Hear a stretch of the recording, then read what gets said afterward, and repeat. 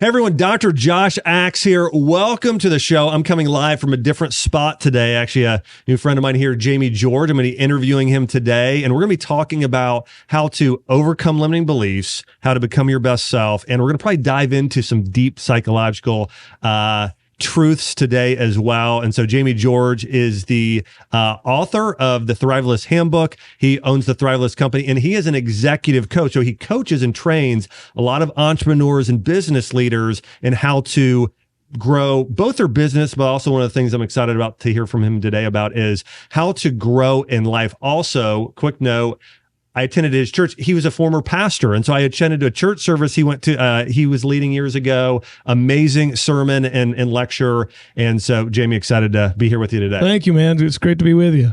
Well, you know, one of the things that I've appreciated as I was reading about your background and thinking about some of the things that you've been really able to add value to people with, I think that I've heard you talk about most people today are just trying to survive.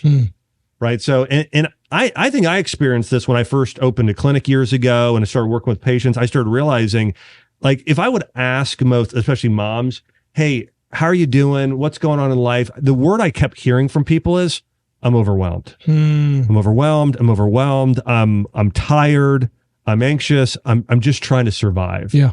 And so one of the things I know you specialize in is helping people go from this mode of, I'm just trying to survive, to thriving and having great relationships and being more effective at work and having a great marriage and all of those things. So walk me through a little bit about that process of one, why do you think so many people today are living in this state of just trying to survive? And how do you get them into a state of thriving and growth and success? Yes. It's loaded, man. There's so much. I know, it's a lot. It's good. Well, you know, I think there is, in today's world, we have expectations about how we're supposed to live, what we're supposed to own, how we're supposed to look.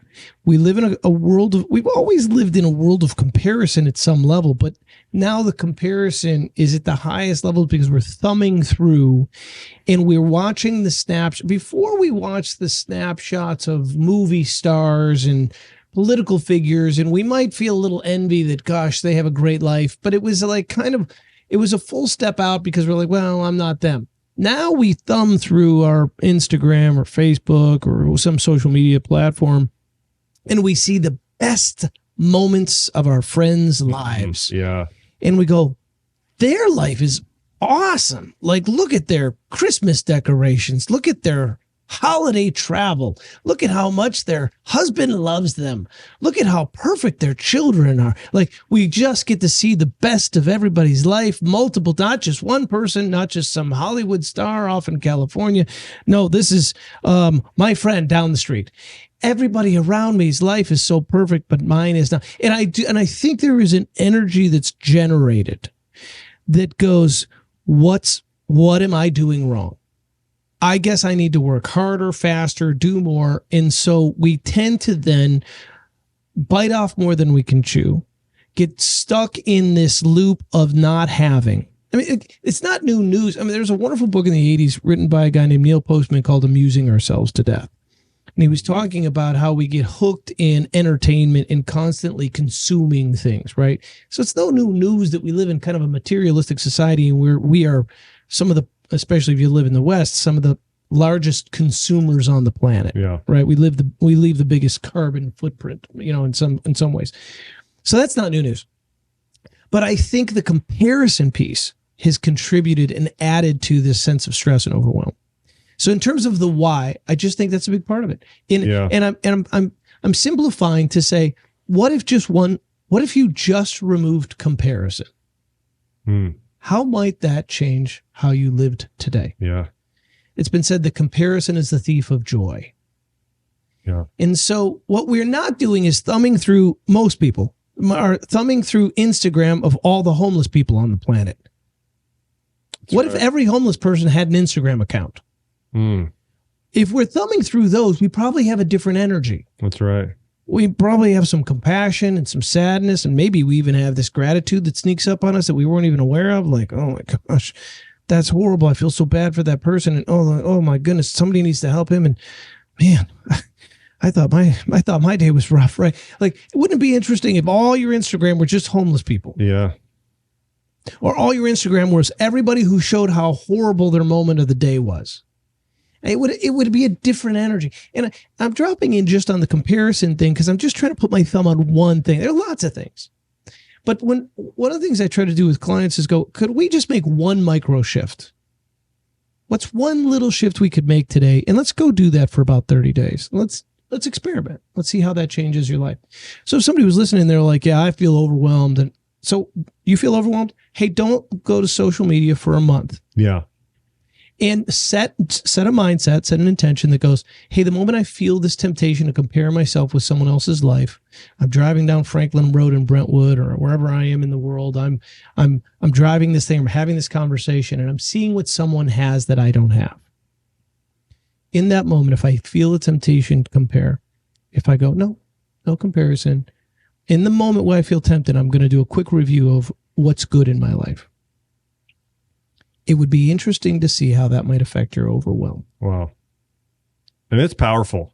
You know, I heard a psychologist talk about this not long ago that, you know, now because of social media today, we are exposed to people that are all over the world, all of these different people, and we can now compare ourselves to so many more people.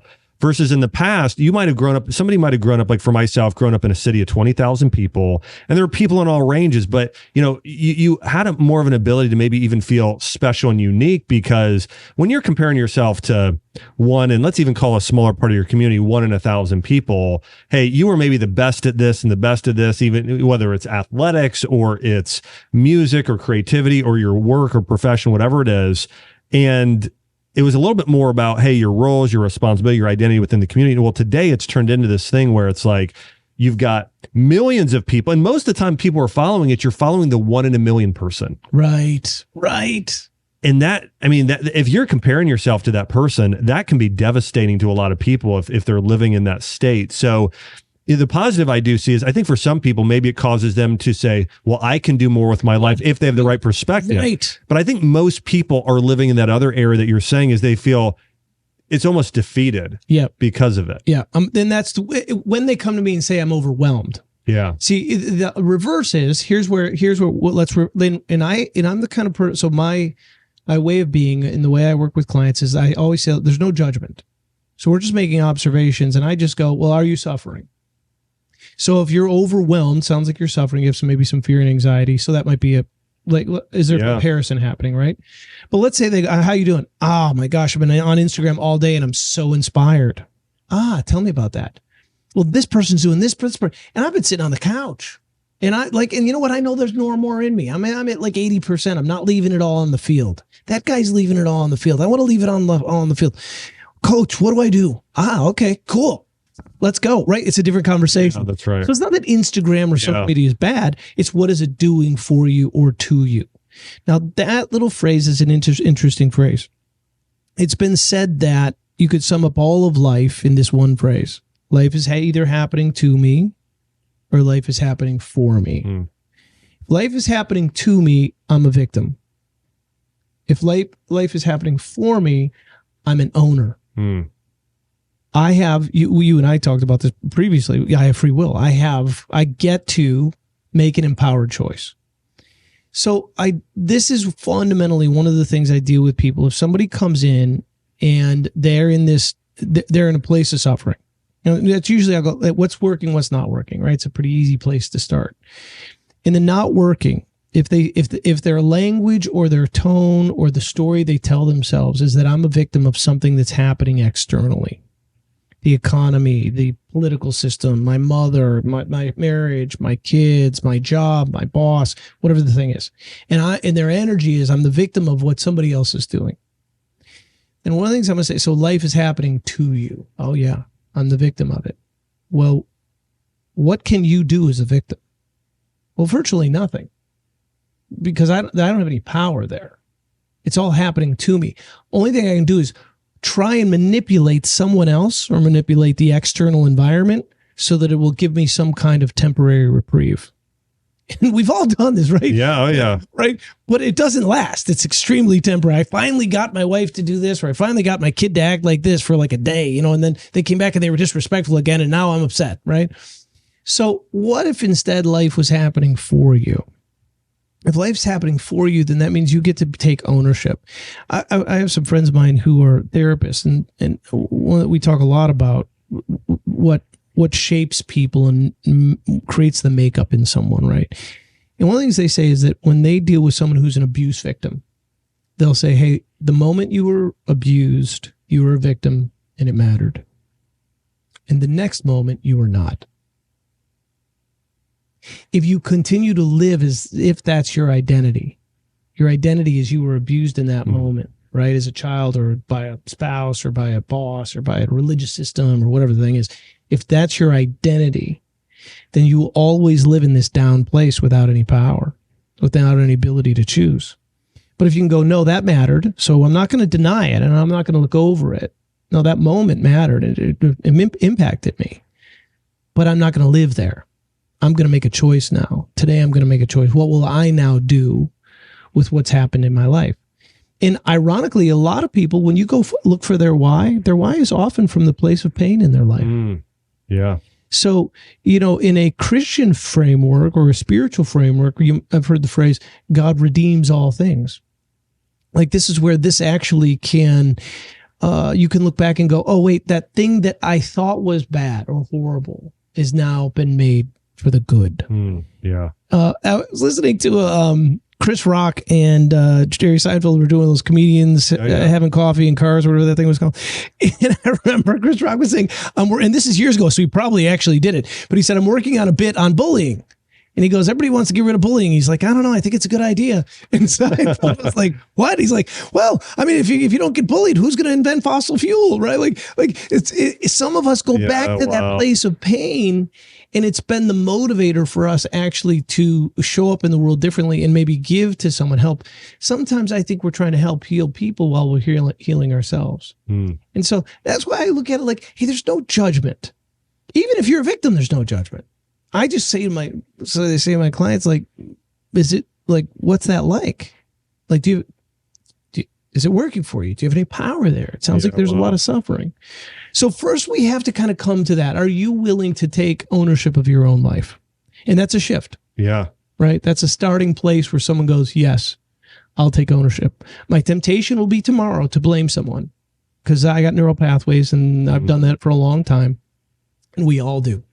I do. Something doesn't go wrong. I'm in the left-hand lane and this person doesn't move. And I'm the victim of this slow driver because I didn't plan enough time in my drive, right? Like, I mean, I do it all the time. So all of this brings us to the place each day where we get to recognize we get to make a choice. And that's one of the things that's fundamental to all my coaching is, hey, you always get to make a choice. Yeah, that's so good. One of the things as you were sharing this, I think I would love to hear from you on is, what are some of the things people can start to do now? If somebody's in that place, they say, you know what? I know I've got a victim mentality. I know I blame other people. I'm not taking full ownership. But I don't know where to start in terms of some of the things, in terms of you take ownership. How does someone go about breaking that neurological cycle and start taking full ownership? First, start with compassion. So when I'll use me, when I'm in a victim place, it doesn't help me to judge myself for it. Like, oh, there you are again, Jamie, you're being a victim. Geez, what an idiot. Like, how long, you even coach on this? How are you kidding me? Right? Judgment doesn't serve us. It just takes us to shame. So instead, if I can go to compassion and go, oh, there's my ego. And my ego's trying to keep me alive. The ego walks around on the planet just trying to stay alive. That's the survival. Fight, flight, or freeze. Way back in my past, there were dinosaurs that chased me. The saber-toothed tiger was out there. And if I can go, hey, my ego is the primal part of me that's trying to keep me alive. I don't have to judge it. Thank you, ego. But I only survive there. And I'd like to thrive. So I've got some compassion. I recognize that. And as you said, I come from my background, I grew up in a Christian paradigm, but then got into psychology and like you, studied a lot of Eastern perspective on faith and medicine. So I've kind of this broad view, But when you look at it, you can language in a lot of different ways. This is your shadow self or your ego self, but it's that part of us that keeps us in suffering. And so we can come above and out of that place if we awaken to this other part of who we are, in this higher self, true self in psychological language, Christ self in Christian language, right? Pick the language. But and how do I get into the true self? Well, I got to go back to ownership. So in that moment, so if I'm in a victim thing and I want to shift, first compassion. There you go. It's okay. And it's teaching you something. That life is there as my teacher. Life is happening for me. So there's an opportunity for me to learn. Now, why do I see myself as a victim right now? Almost every single person, and I find very few exceptions here, they will find this will be the next thing they discover. I have an unmet expectation. You could almost say that every single relationship problem we have comes down to one thing: resentment. Yeah. Resentment with myself, resentment with you, resentment with the driver, resentment with the waitress, resentment with the president, resentment with my mother, my father, right? And the resentment is this. Resentment's a strong word, but resentment is I've got some residual energy that I've not let go of because you didn't meet my expectation. Yeah. Expectations are what we believe about how other people will behave. And the problem is they don't always behave according to what I expect them to. Yeah. You and I were talking about the Enneagram earlier, right? So if you're wired as an 8 and I'm wired as a 3, you're wired to challenge. Yeah. You're going to naturally see something and go, oh, I should challenge that, right? It's a compulsion you have. Yeah. I'm going to be wired to be diplomatic. So you might see somebody be like, we need to take that. Somebody needs to talk to that guy. And I might be like, whoa, wait. I mean, let's give him a couple different perspectives, right? Yeah. Because of how we're wired, right? It's okay. Neither of them's right and wrong. Yeah. But if you go, Jamie, I expect you to be a challenger. And I say, hey, Josh, I expect you to be diplomatic and you're not. Yeah. I might be resentful of you. Yeah. And you might be resentful of me. Yeah. And these little micro resentments happen all the time. And so one of the things I say to people, this is one of the first session with a client, one of the things I'll invite them to is, hey, would you be willing to never have another expectation ever again? Like, what? Wait, but I even have job expectations. And I'm like, but are they expectations? Now, nothing exists in a vacuum. So if you do remove expectations, you have to replace them with something, right? So what would I replace them with? Well, what if you lived your life not by expectations, but by agreements? So what if you replaced all your expectations with agreements? Now, rather than me having an expectation about how you'll be, we could replace that with an agreement. So let's say you and I, we've got a friend and this friend's struggling with the thing. And you're like, man, we got to challenge this guy. Yep. Like, let's go in. I'm going to stick my finger in his chest. Like, let's go. And I'm going, I don't know. I think he needs a little more compassion. And before we walk in, I go, hey, you know what? Let's make an agreement. Good cop, bad cop. Anyway. And you go, no, let's do good cop, bad cop.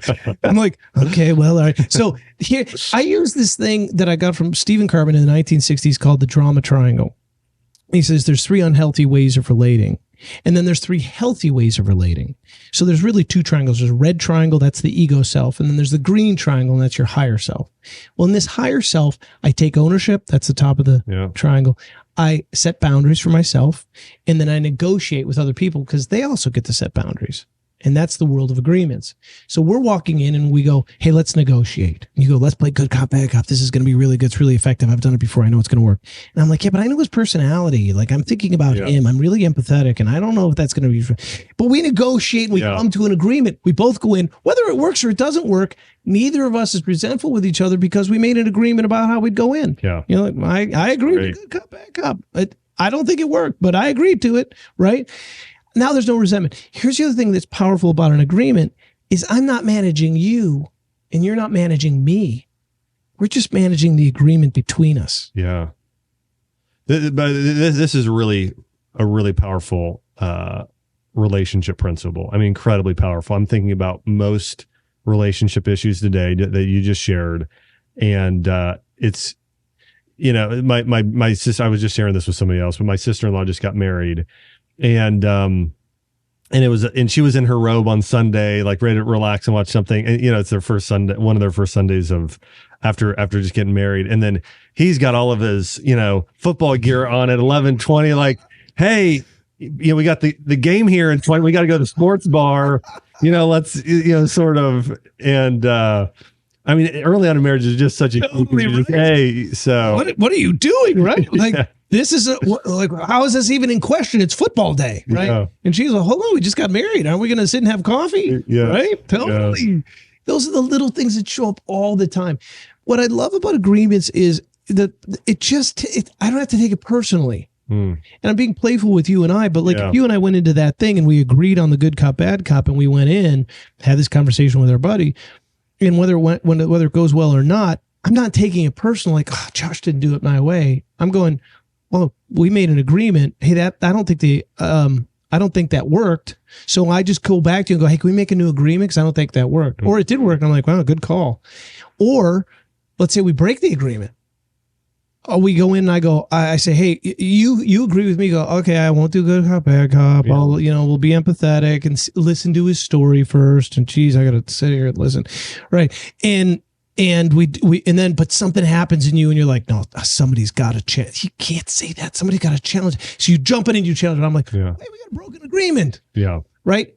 I'm not taking it personal. You don't like me. You didn't respect me. I'm disrespected. I just go, hey, we got a broken agreement. Yeah. You go, my bad. You're right. I did agree to that. That's good. Okay. Can we have a new agreement? Yeah. Okay. New agreement. And so you see how suddenly we might have conflict, but the conflict is just around the agreement. It's not me taking it personal. And because how many times you hear somebody like, oh, I feel disrespected, or that they don't love me. Right. I mean, men and women, especially, right? That's one of the two biggest things we get hooked on. And so suddenly I was with a client just this week and he was like, I just feel so disrespected from my wife. And so I said, well, can I say this story back to you? And I said the story back to him from her perspective. And I was like, because he gave me her perspective. I'm like, do you think maybe she's just a nurturer who really feels concerned about how the house is going to look with this and that because of the kids? And is it possible she's really driven by this primal urge to take care of the children? And he goes, well, yeah. So is it possible she's not disrespecting you? She's really standing solidly for something she believes is true. Well, yeah. So did you have an agreement around this? No. So you're taking something personally because neither of you agreed. You walked into a thing blindly and had two opposing opinions, and then you wound up arguing about it, and you walked away with your feelings hurt. What if before you walk in, you set an agreement? And so it's just this, it's a thing you get to have between you.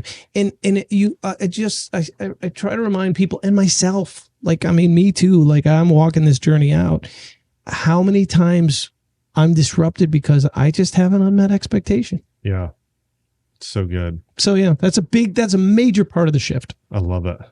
I love that. It's a form of negotiation. There's Chris Voss, and I think I became even more enlightened to this when he was watching something he did, and he said, you know what, I negotiate with my daughter, sit down and negotiate with my daughter today. And I started realizing I've got a 3-year-old right now, and I negotiate with her all day, every day on putting on her pajamas or whatever it might be. There's literally negotiations all day, every day, and coming to an agreement. I mean, again, this is part of every part of our lives. Yes.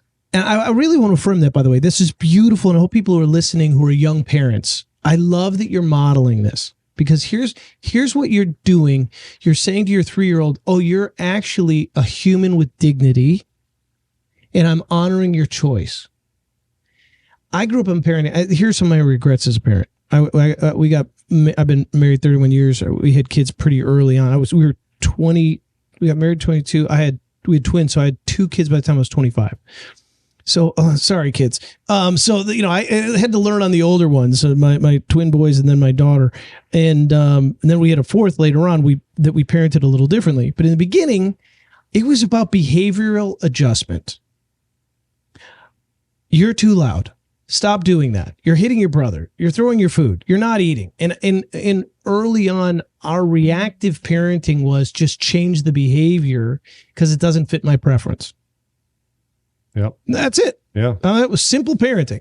I don't like that. I don't think this is good for you. Don't do it. Then I stumbled upon choice theory, which is if you actually honor a choice, which is to me what you're talking about, and you say to your kid, you know what, you can eat your food or you cannot eat your food. If you eat your food, you'll get to watch Barney later. Yes, right? Yeah. If you don't eat your food, you don't get to watch Barney. You get now. Which choice would you like to like? But that simple shift of allowing them to see themselves as an empowered chooser. Yeah. Now you're still giving them a tight little world of which they have choices, right? But isn't it wild that little negotiation allows them, I think, to have a different level of confidence when they're older? Yeah, it's so true. And I think one of the things that Chelsea and I, my wife, she's a physician too, and she's studied a lot of, parental psychology. And I think she's the one, I think she really did a great job with bringing some of this into some of our parenting. And part of me sometimes is like, again, I mentioned this already. It's an all day negotiation. And I'm trying not to also at the same time make it bribery. Right. You know what I'm saying? It's this thing of like, okay, it's not like, okay, if you do this, you get your, chocolate or your macaroon or whatever. Right. But it is a little bit of that. It's like, hey, listen, if you eat your entire meal, you can have this. If you don't, you don't. Right. So there's there's a way to do that. But think about us as adults, right? Like, hey, by the way, if you work out today and you eat healthy most of the day, then you could treat yourself with this piece of chocolate or whatever thing, right? Because, by the way, you're taking care of yourself and you're acting in moderation. You get to treat yourself as opposed to, we talked about this earlier. We had another conversation about how sometimes when it comes to health and wellness and stuff, like, oh, you're taking this from me, right? That difference of like cheat day or treat day is a very different way of seeing it, right? Now, I'm treating myself because I actually was really responsible in this area. And so I think even as an adult, I think it's helpful to go, well, as an adult, there's a risk reward. There's a totally right. Yeah, I think the one thing I'm just conscious of trying to we're for instance, we're in Target. She wants the toy. Now, I don't know that she's done it to this degree. Chelsea goes a lot more than I do. So, but if she were to melt down and cry because we didn't get the toy, like, we're probably not going to do a bribery. My point is, but I do. There is a level of, hey, honey, calm down. Hey, you can keep crying like this. Hey, you can get a toy in the future. We got toys at home. We got the, anyways, there's a conversation that's happening. And I'll give you one piece for there that was really helpful. We had a lady on the show called, her name's Anna Skates, and she does this thing on parenting. And she had a lovely piece for this. And she said, well, sometimes what's happening in a meltdown, and she talked about kid at a store meltdown. Let's say you're leaving in Chuck E. Cheese or some fun place. They're having a meltdown. I don't want to leave. I don't want to go. I don't want to go. Right. And they're standing at the car. They won't get in the car. They're having a meltdown. Yeah. And she goes, "Was a parent, you're typically like, dear God, I got to get this kid in the car and we got to stop this." She said, if you pause for a second, again, remember you're dealing with another human being, not just a child who you need a behavioral adjustment. But here's another human who's having a moment. She's like, if your best friend was having a meltdown, you probably wouldn't be like, oh, dear God, shut up, get in the car. Right? Yeah. She said, if you remember that, you tend to get good about being curious. And so, and by the way, this is a great little parenting thing, but I think it works across relationships. Pause and go, hey, tell me what you're feeling right there. Tell me why, as soon as you catch your breath, tell me what's happening. I don't want to leave. I don't want to go. I'm mad. I'm sad. So leaving this, it was so fun for you. It's really sad for you to have to wrap up your time of enjoyment. There's a word we call it's grief. Like, you're just grieving the fact that you have to stop doing something you enjoy. You know what? I know what that's like. I have had that feeling too many times in my life. Unfortunately, it's 20 degrees out and it's really cold and we're going to get in the car now. But I honor the fact that you're grieving and you might want to cry for a little bit longer in the back seat. We're not going to cry out here. Here's the 100%. Boundary, but here's also the space for you to have your human experience. And I think if we remember that, it's so tempting to judge someone according to how we see the world. Mm-hmm. And there's that old saying, judge not lest you be not judged in the same way. This is Jungian psychology, by the way. He says that everyone's a screen. And the moment you're annoyed with someone and the other person is the thing you're unconscious of that's going on in you. Oh, that sucks. Yeah. Every time you're annoyed with someone else and you point out their flaw, his point is, just so you know, it's the subconscious flaw in you can't see. Wow. Which, by the way, is the spiritual teaching. Yeah. Judge not lest be not judged. The moment you point that out, you're actually pointing at something in you. Yeah, it reminds me of this. We were talking about Anthony DeMello and why awareness is so important. Yes. And I think when I think about the people we both talked about, we've both spent some time reading about a lot of saints and people that have had a big impact on the world. Yeah. And when I think about those people, their level of awareness, spiritually, self-awareness, social awareness, whether it's a Mother Teresa or a St. Francis of Assisi or an Anthony DeMello or a lot of these people, it is so high. Is that something? And I know you took time. You traveled around, the Middle East and Europe and all those areas and looked at and studying saints and poets and those sort of things. Is that something you found? And if that's something you found, why is this awareness so important? And how do people become more aware? Yeah. Most of us don't change until we've suffered enough. I wish it were different. I wish it were different. I wish I changed every time I was inspired. And I've been inspired and I have changed. But unfortunately, I would say that more drastic change and the stuff that I've given more attention to is stuff that when I've been in pain. Now, I happen to believe that pain is part of the human experience, but suffering is optional. So, and there's some semantics here, but if you look at it from this frame, we're all going to experience pain. We're all going to experience loss. There are going to be things that don't go the way we prefer. There's going to be physical pain. There are going to be things outside of our control. We're going to experience pain. But suffering is when we get caught in a loop. And the suffering almost always, we're right back to the same center, is because I had an expectation. I had an expectation that I'd be healthy till I was 50. I had an expectation that I wouldn't lose my father, my friend, right? And so the suffering is all, and this is DeMello, suffering is always, I have an attachment to an outcome. I happen to think this is all spiritual teachers. I think they all are saying this, right? My suffering comes when I'm attached to an outcome. I don't think there's anything wrong with desire. Desire points me towards something I value. So I can desire it. I'm like, man, I desire for peace in the Middle East. I desire for health in my body. I have this desire, and I might be limited in my actions, but I'll take the actions that I can. But I can't control the outcome. So I'll act on my desire. That gives me focus, and it allows me to see where I'm going. But I don't know exactly how it's going to turn out. I can't put it on a time frame. I don't know exactly how it's going to happen.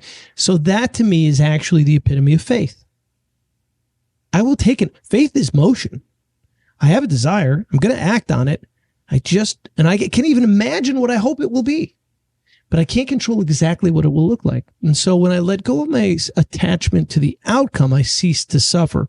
I may go through difficulty. I may go through pain, I may go through hardship, I may go through struggle. And that's part of the human experience. But I let go of the suffering when I let go of my attachment to outcome. I think that is where awareness is incubated in the human experience.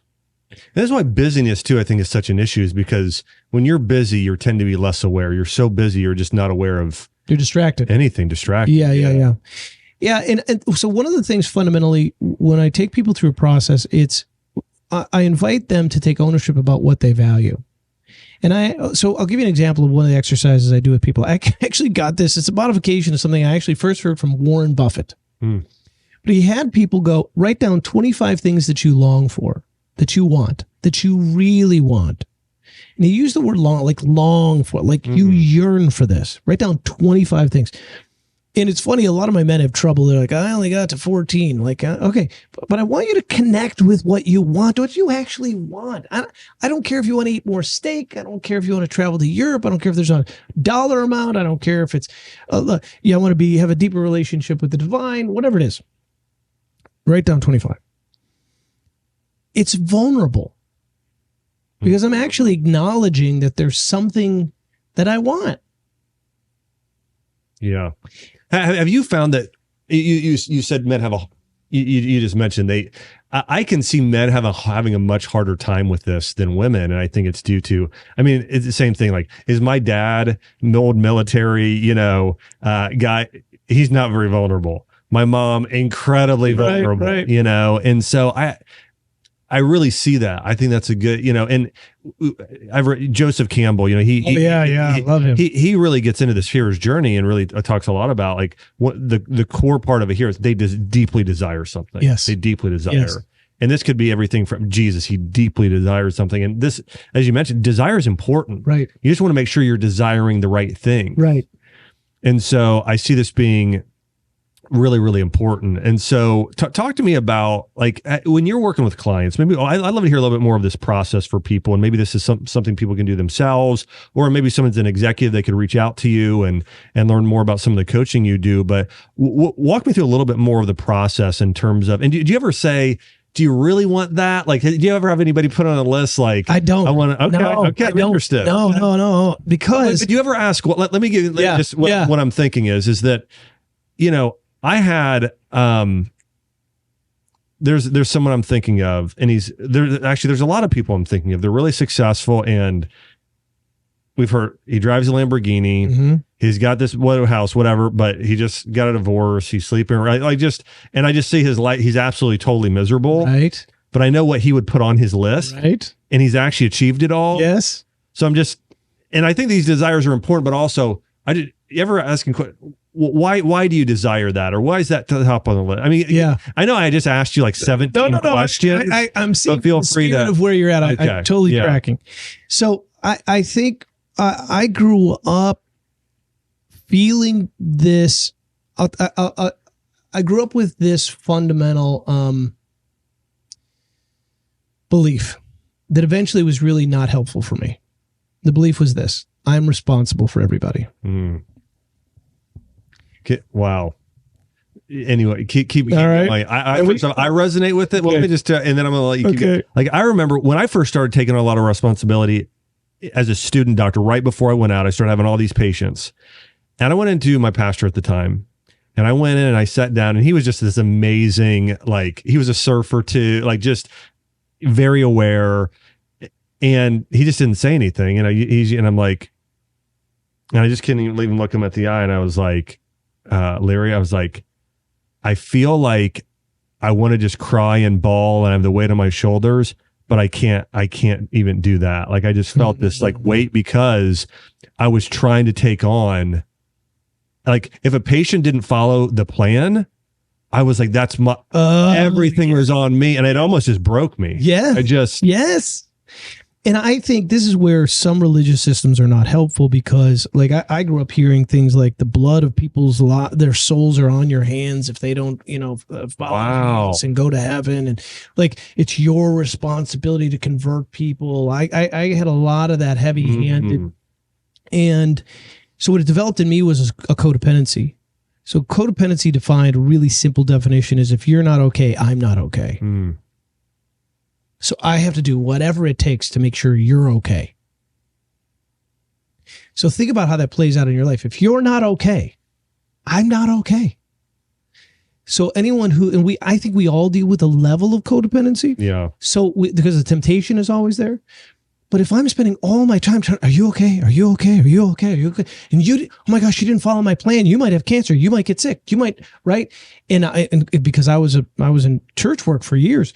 As a pastor, I felt the same thing, like, oh, I'm responsible for you. I'm responsible for, and a fundamental shift for me, and it came through a very dark season. It was a breaking for me, is to go, oh, you're an adult and you're responsible for yourself.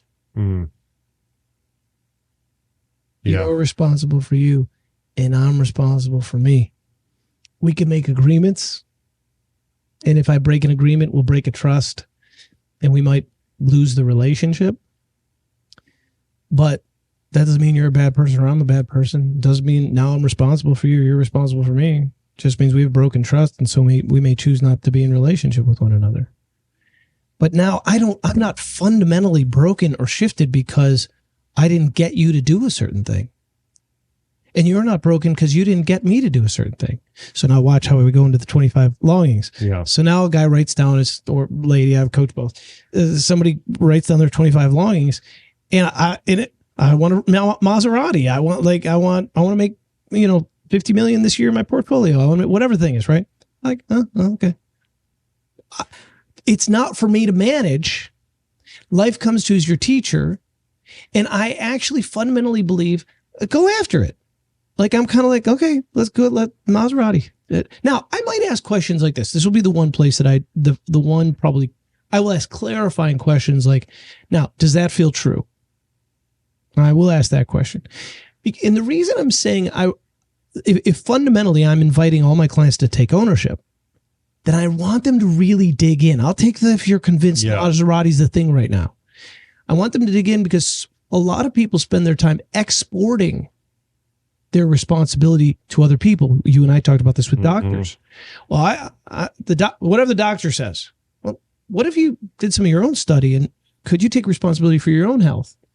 Whatever the pastor says, whatever the religious system says, whatever, like you can look through history, World War II, you listen to, I've read a bunch on that era of history, and German soldiers are like, well, whatever the Kaisers, whatever, whatever Adolf Hitler said, he's my guy, right? Like, so I export my ownership to what other people tell me I'm supposed to believe or do.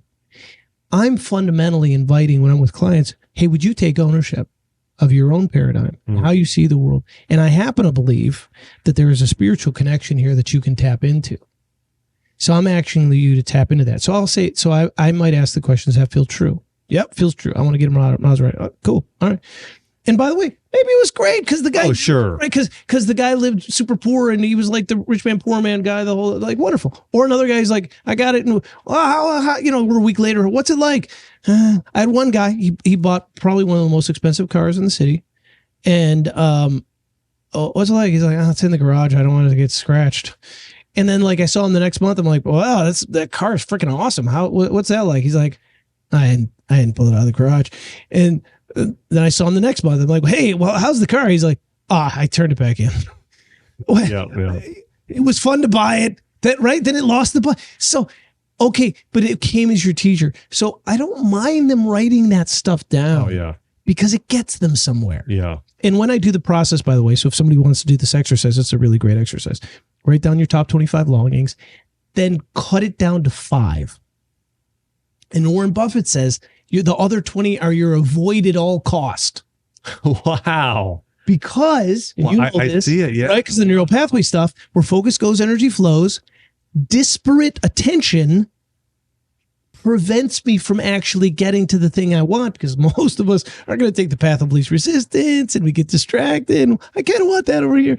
But if I go, no, avoid at all costs, these 5 are the only 5 you're giving attention to. I mean, mathematically, very close to the Pareto principle. Right. It's, the 80-20. Yeah. I love that. I mean, it's a good sort of essentialism. Let's focus on the things that matter. And it's a great exercise, though. I hadn't heard it done with desires and longings and wants. And now you're owning. I'm going to use that. I'm going to do it. I'm going to do it today. It's really good. It's fun. And now I get to take ownership. Like, okay, these are the 5 things I'm saying I want more than anything. And usually what I'll get is a little mixture of, they will be items that are measurable that you can get to, like I want to buy a car, or I want to make a certain amount of money. And then I'll also get like, hey, I want to feel closer to God, or I want to have the best marriage ever, right? And so or it might even be, I want more peace. So it might be a way of being thing. So what I'll say to them then is, all right, we're going to give these attention. As we go, these things that are a little bit more ambiguous, we'll get some clarity around them. But they remain your 5 until one of 2 things happens. You achieve the event or the thing, and then once it's done, like I bought the car, I can take it out of my 5. Now I can go revisit my 20 list and pull another one in. Yeah. Or that way of being that I wanted, it's become my way of being. And this is where I talk about conscious and subconscious. If you look at a glass of water, this is my conscious energy I have every day. That's all I got. Everybody gets a certain degree of energy every day, right? And you sometimes maybe you're even around, so you're like, oh, they took a lot of energy from me, right? You can tell something, the story of Jesus, like somebody touched me, like something went out from me. I can tell something right? So we have this energy. This is kind of what I have when you, oh, I'm so exhausted today. You know, like I just really spent all that energy, right? So this is my conscious. I can only consciously be attentive to so much. Subconscious, like what is it? 95% of, I think. Subconscious, yeah, it's driven by the subconscious, right? So my goal is to take those things, those ways of being, and I want to make them part of your way of being and let them drop into your subconscious. So let's say you're like, I want to be more patient, and I'm not. It's right now conscious energy. Your kid walks up and does a thing, you're like, I want to be more patient. Okay. Take a deep breath. Okay. All right, son. All right. And what else did you break? Okay. All right. And tell me about the car. Okay. Right. Yeah. And I'm worried. I'm being attentive to it. I'm in my neural pathway is fusing, and now it's starting a new groove, and now I'm repeating it. I'm doing it over and over again. And eventually I keep showing up like this. Wow. This patient thing has become a part of my way of being, and it drops into my subconscious. And now I don't have to give it attention anymore. It's become who I am. This is where the premise, this is to me where neurobiology helps us more than ever before to go, no, you have neuroplasticity. You don't have to say, well, that's just my personality. You can change. Yeah. It might be hard work. And here's my thing. It takes structure, accountability, and reinforcement. Without those three things, rarely does anyone experience change. Well, walk me through what those three things would look like with a client. So, let's say a client says, I want to be more present. I got a lot of high achievers. So this would be a thing that like, I'm not real present. I'm preoccupied. My phone's right here. I'm picking it up during the meal. Like I want to be more present to my kids. Okay. So, well, first of all, we'd identify what are the places where you're most distracted, you're not present. I'm thinking about my job, but let's get real practical, and we're going to make some micro shifts. Let's take the phone. It's an easy one. We'll start with the phone. All right. So here's the structure. So when you go home, you're going to tell your assistant, I will not be on my phone, or, whoever in the office. Just so you know, I'm going to put my phone down, and I'm not going to be on it. When I get home, I'm home by 6. I'm not going to be on it the rest of the evening. Well, there is no way. I mean, I'm the CEO. I'll tell you what. If there's a problem, call my wife. She'll keep her ringer on. Now I got the emergency thing resolved, but my temptation is I'm going to look at my phone. Oh, and then there's a notification. I should check my fantasy team. Yeah. Right. Yeah. So this is a little one micro shift. I want to be more present. Here's the structure. I'm not going to put my phone, and you're going to see me every week. So I'm your accountability. So did you put your phone down when you went home? Well, on Monday I did, but on Tuesday I didn't. So this is you and I thought. So do you need a hug? Do you need a kick in the ass? Like we're like, which one right now do I need to give you? Yeah. Right. So if I'm challenged, I'm like, well, I thought you said you valued your kids. So do you value your kids? Do you value your agreements? Yeah. Okay. All right. Let's start over. Give me the next 7 days. Put your phone down. Okay. I'm on it. Right. Structure, accountability, and then reinforcement.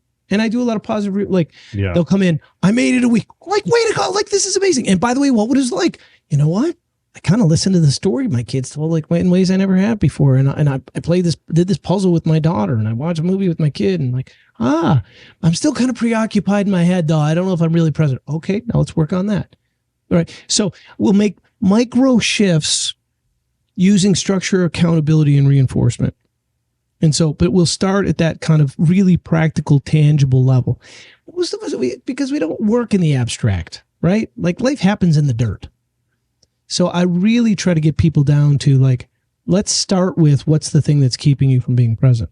Then we'll start into the mindset stuff. So I'll stay with it for a second. Let's say, so they go, okay, I'm doing much better. I don't pick up my phone when I go home. I'm there with the kids, but I'm still got stuff racing through my mind. All right. Next practical thing. You're going to keep a notebook with you. Whatever's in your mind. Oh my gosh, I got to call my CEO about this. And if we thought about this I got a marketing idea around this, and that commercial made me think, blah, blah, blah. You keep a notebook with you, not your phone. You keep your notebook with you, and you can write every time you have a thought that's racing through your mind, you write it down. And keep writing till all your racing thoughts are out. Are they out? So go practice that. All my racing thoughts. Any more racing thoughts? No, but I think that's all it is. Okay, now go get on the floor and have a tea party with your daughter. Okay. And we'll practice that for a week or 3 weeks or 2 months or however long, right? Like, did that work for the racing thoughts? Yeah, but well, now I just keep thinking I need to work out more. Okay. So sounds like maybe there's a discipline you'd like to add to your life. Okay. When are you going to work out? Well, maybe like 3 times a week. What days?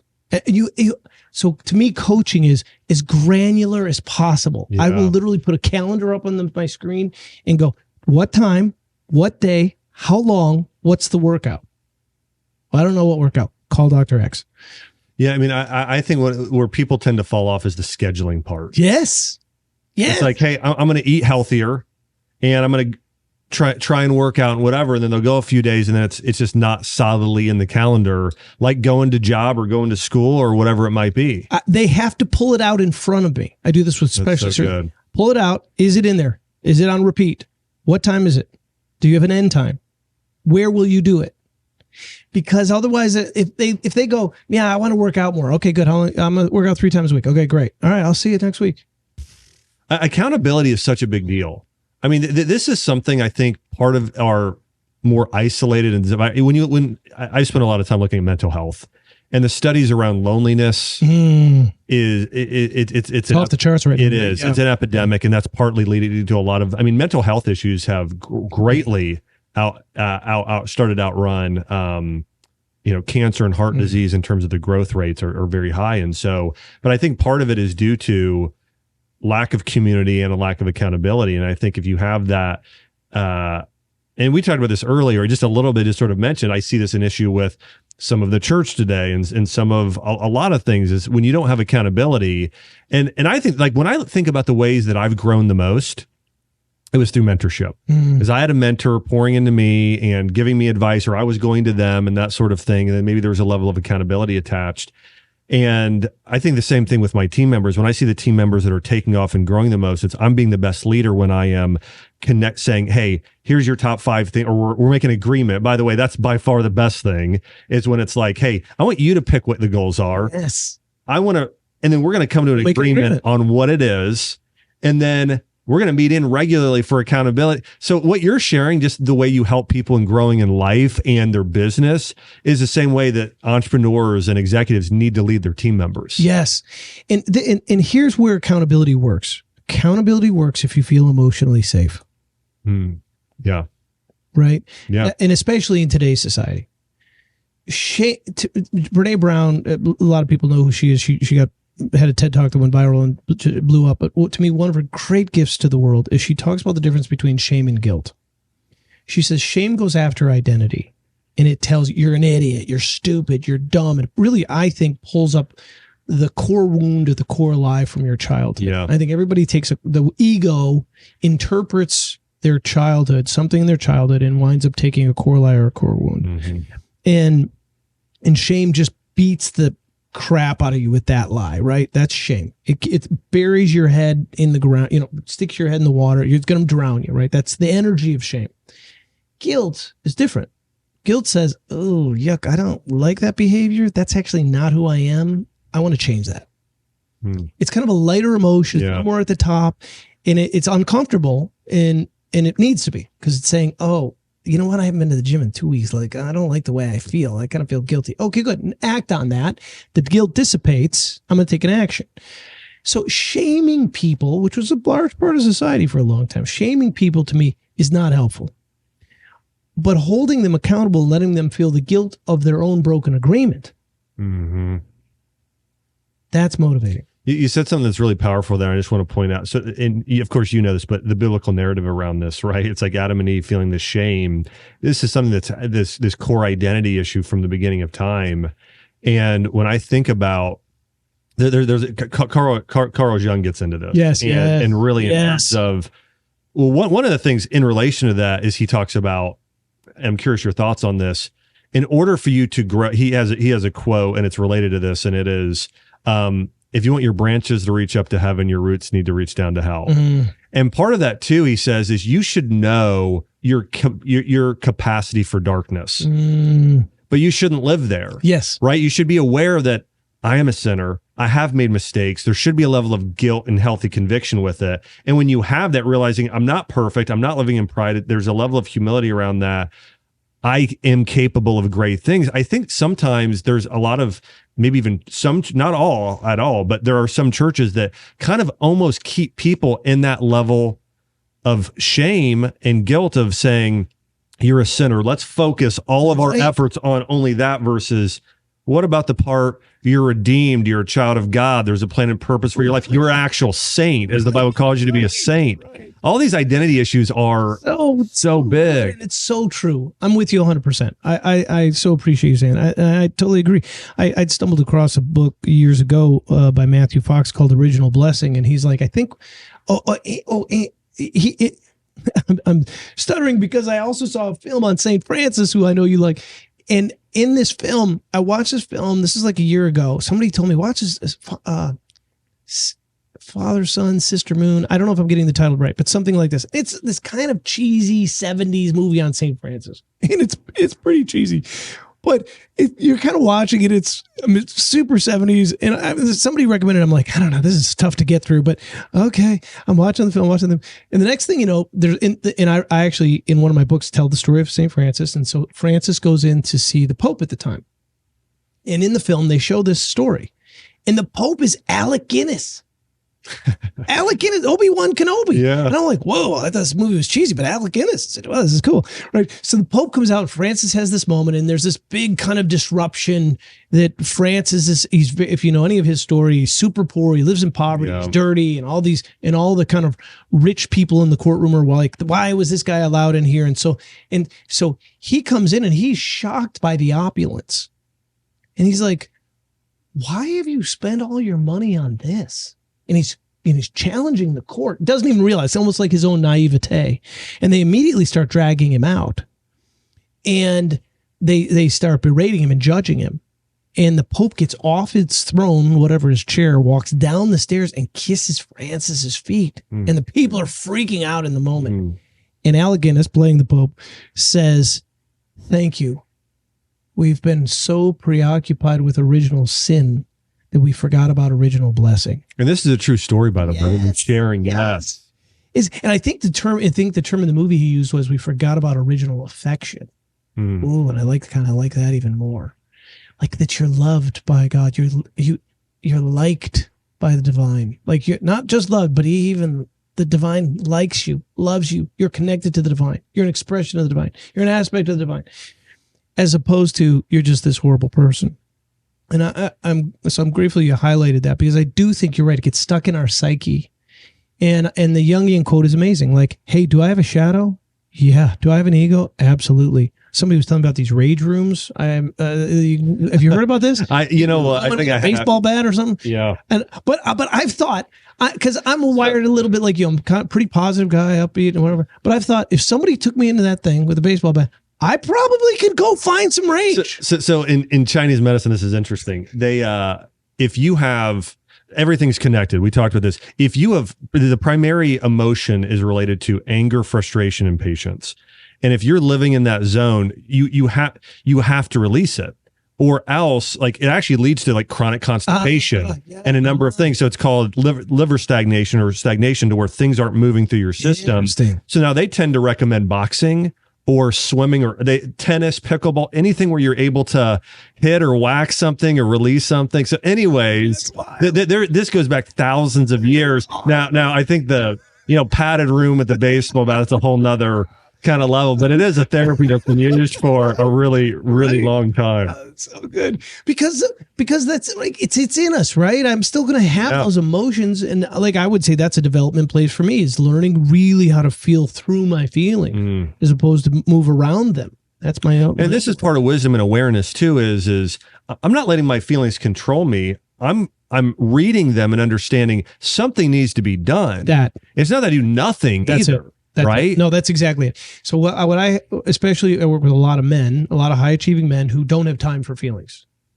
So my whole thing is, well, you may not have time for those feelings now, but they're going to show up, because feelings buried alive never die. So they're going to show up somewhere. They're going to come out sideways, right? And this is what you deal with every day. So, I am an example of this, working through it in real time. So my practice has been, first, can I name the feeling, which is hard for me at times because it's inefficient. Yeah. I don't have time to name a feeling, right? But okay, what do I feel? Like, okay, maybe I might feel a little sad. And now what my practice has been, this is what I invite my clients into, give it 90 seconds. It doesn't have to change your state. You don't have to become obsessed with this. This is not define who you are.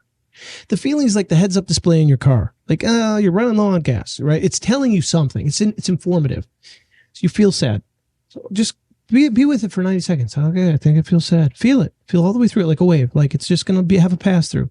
I feel sad. Is there anything you need to learn there? Ask the sadness. Is there anything you're supposed to be aware of? Maybe I miss my mom and dad. And I'm 53 and my dad just turned 80. And I think some Christmas, I was missing them. I felt a little sadness. Okay. Anything you want to do about that? Maybe I'll call them tonight. Okay. Anything else?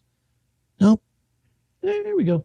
Right. And off we go. Like I can continue on. But instead of just avoiding, suppressing, repressing, practice feeling them. Yeah. It doesn't, and I like the way you said, it doesn't define me. It's just a feeling. It's telling you something. It's informing you. And there are feelings we're less comfortable with, like anger and rage and some of those things. But that's, hey, I'm having a human experience. That might be in there. And so pay it. Do I have an expectation? Oh, I'm angry because I got blocked goals. Yeah. I had an expectation that you would act differently. And by the way, I'm going to take ownership and responsibility because we never had an agreement about it.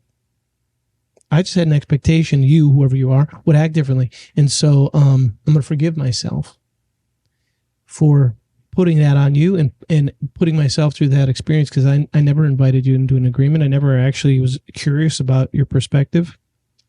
I just made an assumption you'd see the world the way I do. And that wasn't kind. This idea around agreements is really important. It's something I want to revisit in the future and I want people to dive into because I think that's so important. I think the list of the 25 things and narrowing that down to the 5 to go after is so good. And then what was the 3-pronged part is I think identifying those desires, having structure, and then accountability, and then reinforce that. Yeah. So good. That's how we change. I love being in your office here. Thanks so much for hosting. You've got a lot of amazing books. I was looking at everything, Crime and Punishment. I was looking at, Milton's Paradise Lost and so many good things over here. Give me your top 3 in ranking order, most life-changing books you've ever read for you. Oof. The first book that comes to mind is Exquisite Risk by Mark Nepo, who's a poet. It was life-changing for me because when I read it, he gave, when somebody says something and you're like, oh, I didn't know how to say that, but that's how I felt in that moment. It was a whole book of that, of like, oh my gosh, you're describing an inner world and experience I've had that I had limited language for. And to me, good coaches and guides and mentors, that's really what we're doing. I feel like in many ways, I just spend my days as a linguist. Like I give, here's a word or here's a phrase or here's a tool and try it on. Does that work for you? Okay. If not, great. If it doesn't work, okay. But he did that for me. Exquisite Risk. And it's just this beautiful poetic expression of the human experience. Can I tell you, Tim Keller does a sermon on identity, and he says there's really 3 things that most impact our identity: stories, slogans, and songs. Oh, it's good because they all impact your self narrative. And so what you're saying there, like poem, like it's a slogan. It's in a way that you're saying over and over and over again that affects your identity. Yes, it's so powerful. And by the way, you've had a lot throughout our conversation here, a lot of little, anyways, kind of those zingers that I've really, well, our brain hooks on that, feelings right? Buried alive, Yeah, feelings buried alive never die, like that, which is the title of the book. To me, those are where focus goes, energy flows. Right. I think I heard Tony Robbins say that first time. But when those are, they're good for our mind. It's just an easy hook to remember because remember, we're back. If I want to change, I started in that conscious energy thing. And I got once with my structure, my accountability with reinforcement, if I can, focus goes, energy flows. Okay. So what am I giving attention to? Okay. What am I giving attention to? Right. And it helps me be accountable. Those little phrases help that way. So, Straight Line Leadership, it's a Swedish name that I don't know how to pronounce, but it was when it comes to coaching, it was really one of the most helpful books, and it's really, really action oriented. So if you're wired in such a way that you're the kind of person that's like, I want less esoteric and I just want to like get after it. It's that. It's really good. And then one kind of connected a little bit more to the spiritual place would be Universal Christ by Richard Rohr, which was it was one of those validating, like, oh, this is how I've experienced the divine, and it felt like someone else had experienced the divine like I did. So for me, it's funny. I read Crime and Punishment last year, and I've kind of made an accountable action for me was I want to go back to some of the books I hated reading when I was in high school and college. I want to go back and digest as an adult some of this old literature. Yeah. Oh, it was painful. Gosh. I mean, to be in the mind of someone like Dostoevsky. Yeah. Yeah. But to be, I can't remember the main character's name now, but to be in his head, because a book is a fiction book. You're in the psyche of the protagonist. It's brutal because this guy is completely torn apart by his own internal resentment, but it was also meaningful. So this is why it's helpful, I think, to read fiction. Is it reminds you of like, oh yeah, these are the thoughts we all have as humans. Mm-hmm. You forget about what happens in our internal dialogue. Because most of us don't share that with everybody, right? I mean, it's internal for a reason. Yeah. And when you read a fiction book, you're like, oh, other people think this too. Yeah. And the place of validation normalizes. Like, I'm not crazy. Yeah. I'm just a human having a human experience. And it removes some of the judgment. That, I think, is one of the gifts of fiction. I feel less judgmental about myself. And I go, I think the great stories, too, it's what you're saying is they have these patterns that I think we all recognize and allow us to better understand the world. That's well said. That's it. And other people. The other book I was thinking of was East of Eden. I read that earlier this year. And John Steinbeck, another classic. And it's so good. That one, it was good. That was not painful. That was really good. And all these different characters, and you're like, whoa, people are really, this is what they deal with internally. And it for me, it elicits compassion, both for myself and for other people. So those would be some of my favorites. So good. Well, I know you've been doing a lot of interviews here and podcasting recently. And it doesn't have to be related to the podcast, but what's the best piece of advice you've ever received?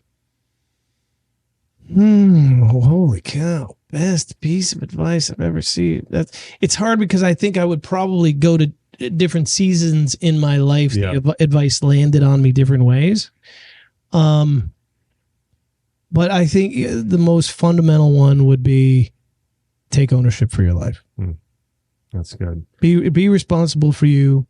I'll add this. I heard a Russell Brand podcast. Somebody sent me a link. I was like, listen, this is so good. And then I heard a John Mayer podcast. Somebody else had sent me to. Listen to this. And I listened to them a week apart, and they had both been asked this question. What would you go back and say to your younger self? And they both said similar things. They both said, I'd go back to my younger self and say, you're going to be okay. And I was really struck by that.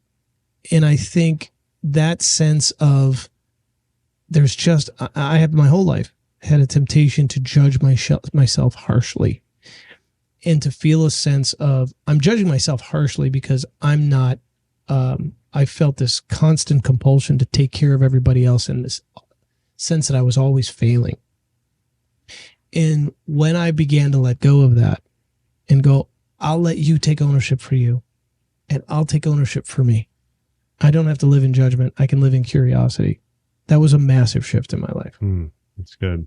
What's your single best piece of advice for somebody who wants to go from this, as we opened up talking about survival mode to thriving? Make agreements.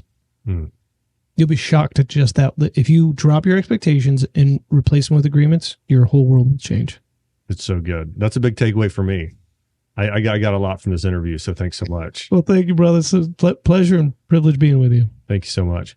Well, hey, everybody, I want to say thanks so much for being part of this interview with Jamie George. Hey, if you're watching on YouTube, let us know, what is the biggest nugget of wisdom, that thing that really struck you about what some of Jamie shared with us today. And also, don't forget to subscribe here. And hey, if this impacted your life in a positive way, thank you for being on mission with me and for sharing this podcast and episode. Hey, thanks again to the wisdom of Jamie George, and we'll see you on the next show.